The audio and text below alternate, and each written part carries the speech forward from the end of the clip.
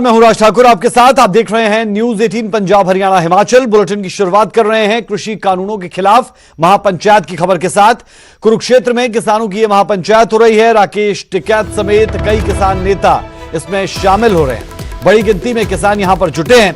आंदोलन की अगली रणनीति पर मंथन हो रहा है। दरअसल कुरुक्षेत्र के जिस गांव को इस महापंचायत के लिए चुना गया, वो पूरा इलाका किसानों का गढ़ कहा जाता है और बड़ी तादाद में यहां से किसान आते भी है और अच्छी मात्रा में यहां पर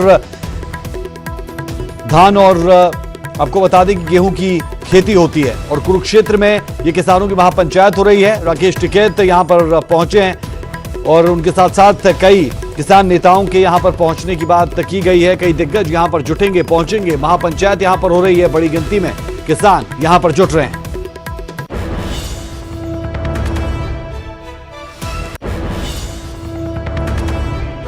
ये लाइव तस्वीरें भी आप देख पा रहे हैं और ये लाइव तस्वीरें हैं कुरुक्षेत्र से। बता दें कि कृषि कानूनों के खिलाफ ये महापंचायत है और इस महापंचायत में बड़े किसान नेता पहुंच रहे हैं। राकेश टिकैत यहां पर पहुंच चुके हैं। राकेश टिकैत समेत कई किसान नेता यहां पर शामिल होंगे और कौन कौन से नेता यहां पर पहुंचेंगे वो भी हम आपके साथ जरूर साझा करेंगे। तय वक्त 11 बजे का था, लेकिन बहुत देरी से यहां पर राकेश टिकैत पहुंचे और उसके बाद और नेता भी यहां पर पहुंचेंगे। लेकिन अभी वहां पर संबोधन भी चल रहा है और कृषि कानूनों को लेकर यह महापंचायत बुलाई गई है। कई पंचायतों का साथ भी यहां पर इन किसान नेताओं को मिलेगा। जिस इलाके में ये महापंचायत हो रही है वो इलाका किसानों का बताया जाता है। भारी तादाद में यहां पर किसान और किसानी से जुड़े हुए लोग कहे जाते हैं। ऐसे में कुरुक्षेत्र का ये पूरा इलाका जहां पर महापंचायत और इसी के बीच में राकेश टिकैत भी यहां पर पहुंचे हैं। कुरुक्षेत्र से ये लाइव तस्वीरें आप देख रहे हैं। महापंचायत का आह्वान किया गया। महापंचायत के लिए न सिर्फ पंचायतें पहुंची बल्कि गुमथला गांव में जो राकेश टिकैत जैसे नेता है वो भी पहुंच रहे हैं। राकेश टिकैत खुद यहां पर पहुंचे हैं। हमने देखा था कि लाल किले पर जिस तरीके से अलग झंडा फहराया गया था, उसके बाद से लेकर आंदोलन को लेकर बहुत सवाल उठे, लेकिन फिर राकेश टिकैत इस पूरे आंदोलन में एक बड़ा नाम बने और अब राकेश टिकैत यहां पर भी पहुंचे हैं।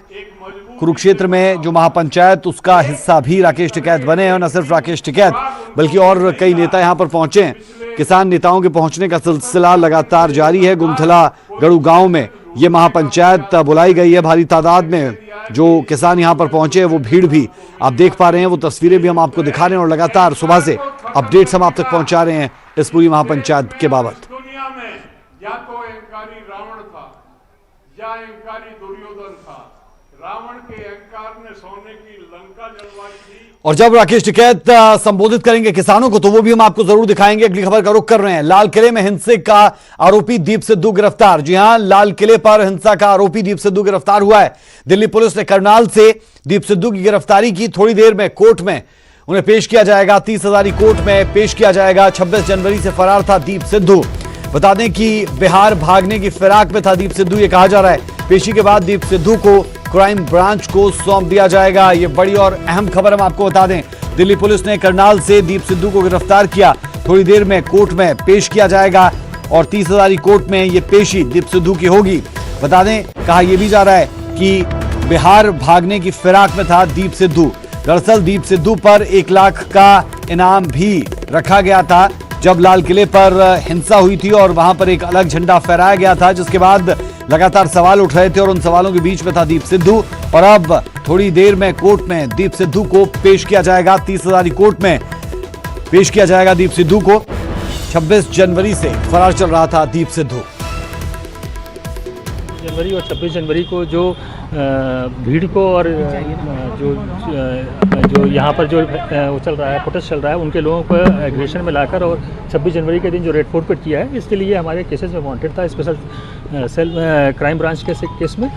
और कल रात एक स्पेसिफिक इन्फॉर्मेशन पर लगभग 10:30 बजे के आसपास करनाल के पास से इसको अप्रेंड किया गया है और इसको अभी हम कोर्ट में पेश करेंगे और क्राइम ब्रांच के पास चूँकि वो केस है और क्राइम ब्रांच अपने केस में अरेस्ट डालेगी, उसकी इन्वेस्टिगेशन करेगी कि इसके रूल्स को क्या क्या है और इसने क्या कॉन्स्पिरेसी की हुई है।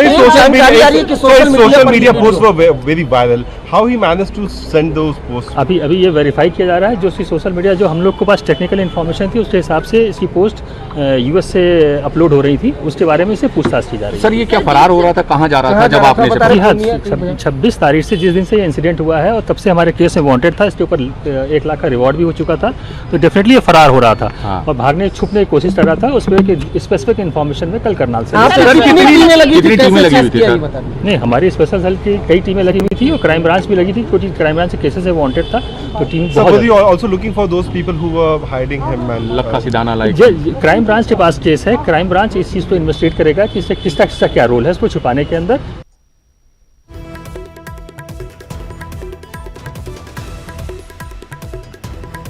चलिए सीधे रुक कर लेते हैं दिल्ली का। संवाददाता शंकर आनंद हमारे साथ जुड़े हैं। शंकर, दीप सिद्धू जिसकी तलाश लगातार की जा रही थी और अब जानकारी मिली है कि कल करनाल से उसकी गिरफ्तारी हो चुकी है, क्या अपडेट है, कितनी देर में कोर्ट में पेश किया जाएगा?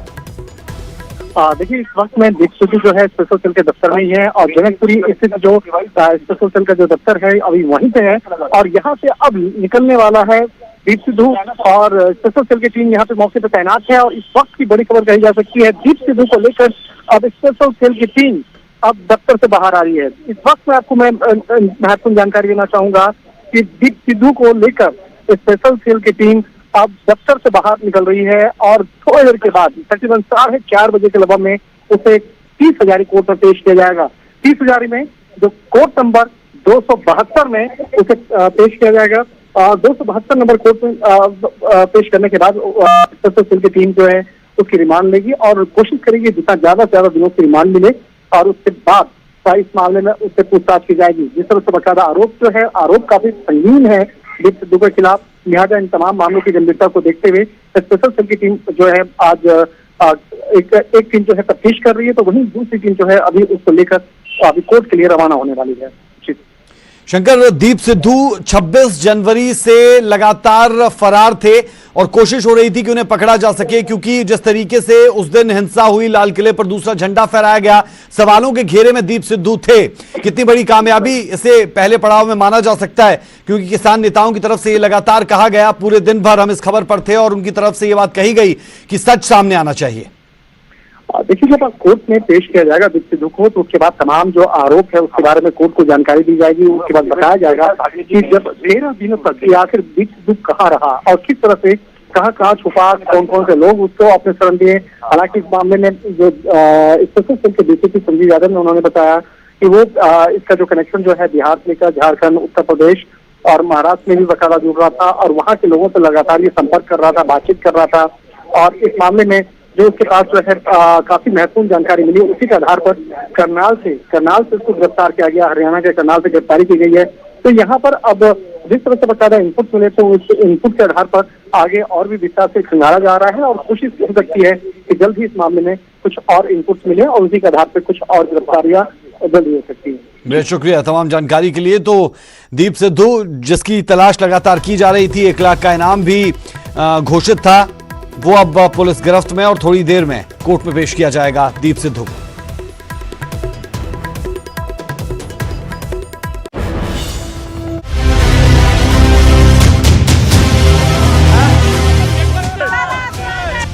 गणतंत्र दिवस का गुनहगार, लाल किले का मुजरिम, मोस्ट वांटेड अदाकार दीप सिद्धू आखिरकार पुलिस के हत्थे चढ़ ही गया।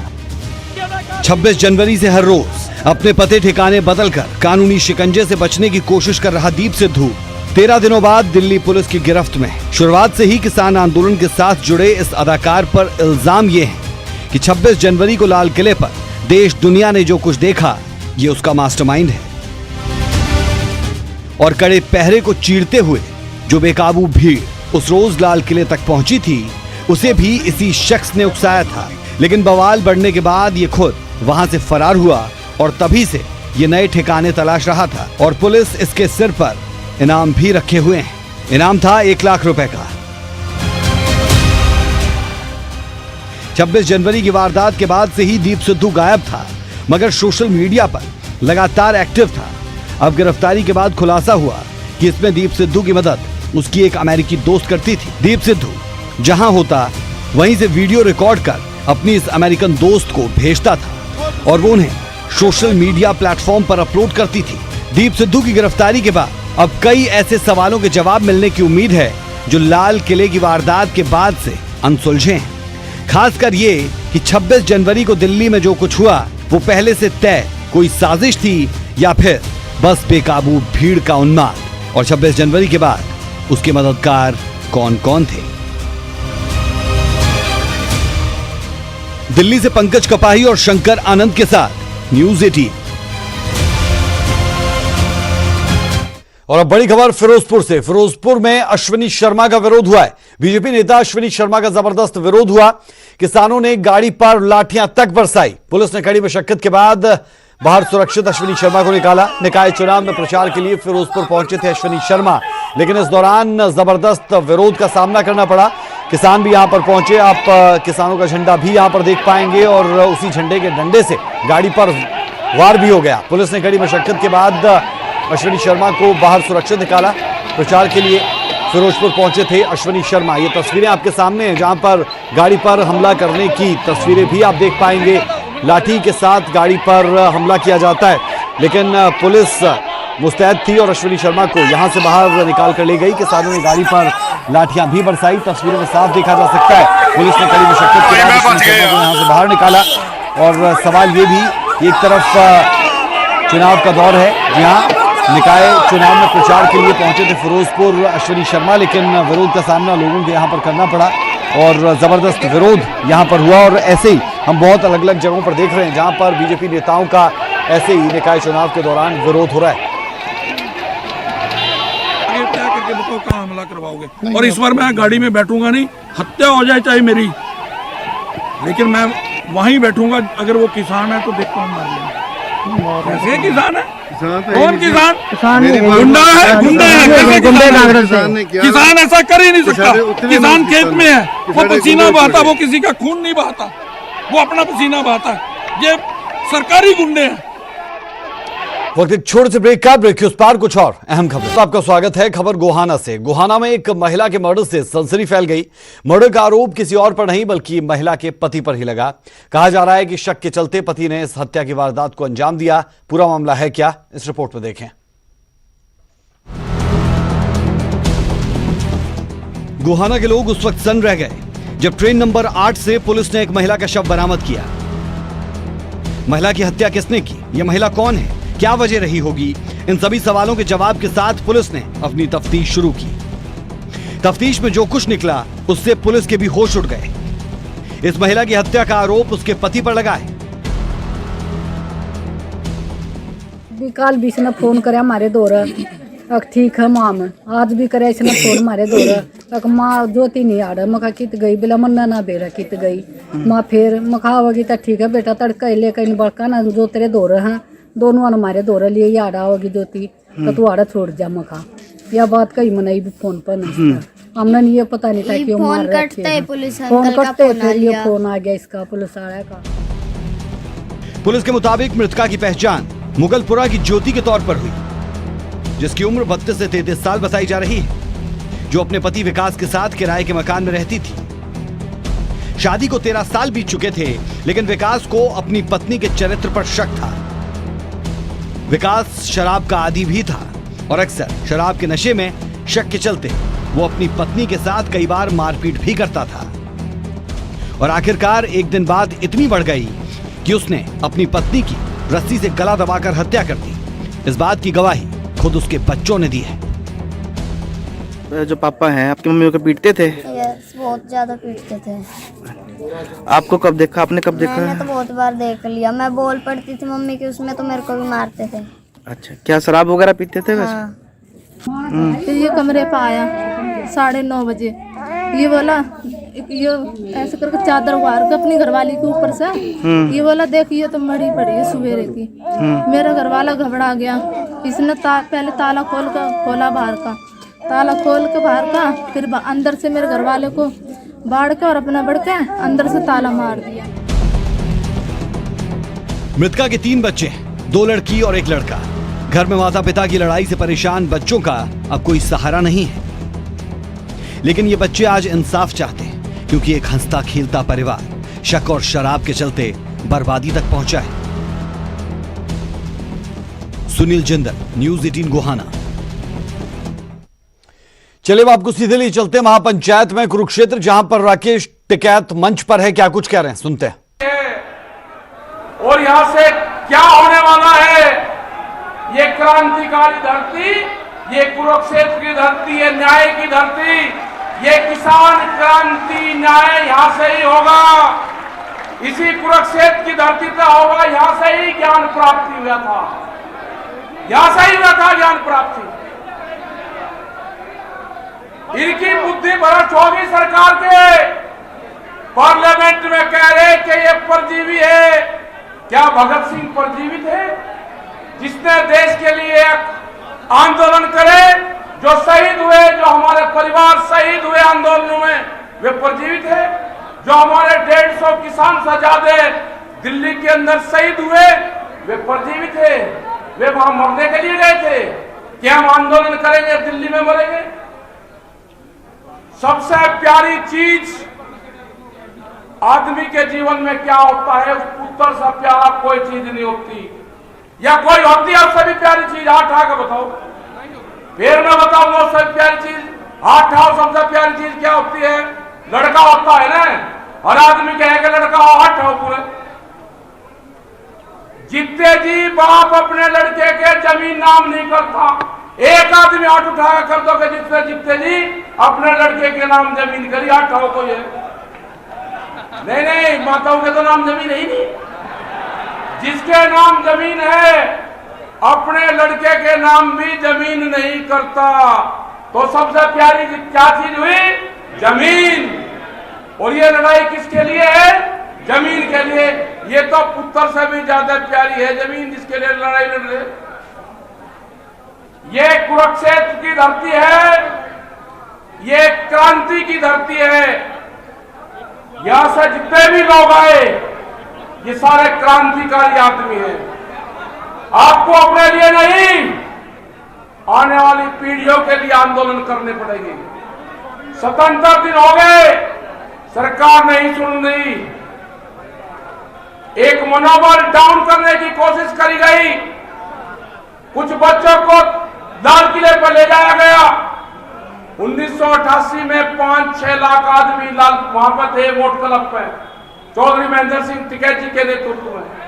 यहाँ के भी सब लोग थे, लेकिन पार्लियामेंट की दूरी 1 किलोमीटर, कोई गया वहां पे? कोई नहीं जा पाया। हम भी हर बार कहते हैं कि पार्लियामेंट में जाएंगे। पिछले 30 साल से, 25-30 साल से कह रहे, हम भी 35 साल से, कोई पार्लियामेंट में गया? एक बच्चे ने शाम को 7 बजे कहा और 13 घंटे में लाल किले के ऊपर वो झंडा, एक धार्मिक झंडा फहरा।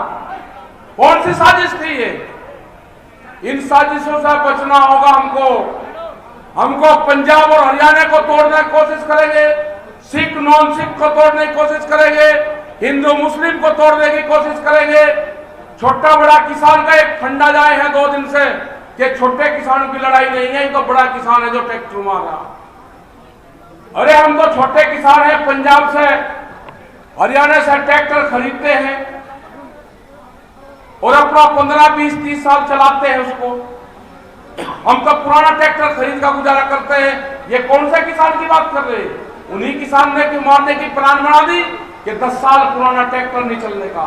किसी का बहुत है कि 10 साल में ट्रैक्टर बदल देगा? ये बहुत बड़ी साजिश किसानों के खिलाफ रची जा रही है। किसान क्रेडिट कार्ड 300% का ब्याज किसान देता है। किसान कर्जे में ऐसे लिया या उसने रात कूट कर नहीं खाया? उसने नहीं खाया रात कूट कर, वो कर्जे में आया है सरकारों की गलत पॉलिसी से। एमपी और एमएलए की तनख्वाहें कितनी बढ़ी, किसानों के फसलों के रेट कितने बढ़े? फसलों के रेट बढ़े हैं 19 से 23% तक, उनके रेट बढ़े हैं 500% तक। उन्हीं को आप वोट देते हो सबको। 500% तक तनख्वाहें बढ़ी। जब तनख्वाह बढ़ती है तो कोई नहीं चिल्लाता मेरी तनख्वाह ना बढ़ाओ। ये आंदोलन होगा, किसान की जीत होगी। यह आंदोलन